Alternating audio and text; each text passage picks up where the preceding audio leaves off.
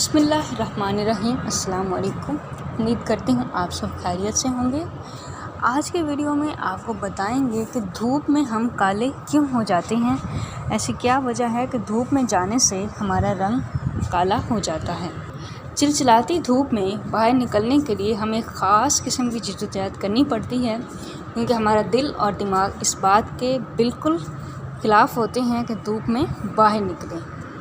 वो भी सिर्फ़ इस वजह से कि धूप तेज़ होती है, वो दिमाग में घुसने लगती है, सर दर्द बढ़ने लगता है और सबसे ज़्यादा बड़ी परेशानी कि रंग काला हो जाएगा। और अमूमन धूप में बाहर निकलने से हमारा रंग ख़राब हो जाता है, काला पड़ने लगता है, जिसको हम कहते हैं कि हमें सन टैन हो गया है, यानी धूप से रंग जल गया है।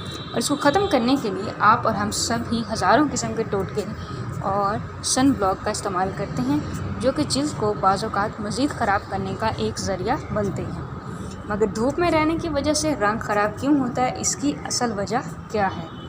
धूप में रहने से दरअसल रंग ख़राब नहीं होता, बल्कि जिल्द में पाया जाने वाला मरकब मेलानिन, जो कि हमारी जिल्द के रंग को कंट्रोल करने का काम करता है, और धूप इस मरकब को अपनी तेज़ी और अल्ट्रा वायलेट शुआओं की वजह से अपनी जानिब खींचती है, जिससे ये मरकब जिस्म से ख़त्म होने लगता है और फ़ौरी हमारा असाबी निज़ाम मुतहरिक हो जाता है और रद्द-ए-अमल के तौर पर मेलानिन को जिस्म की ज़रूरत से ज़्यादा पैदा करता है, और इस अचानक और फ़ौरी रद्द-ए-अमल के नतीजे में हमारा रंग ख़राब हो जाता है।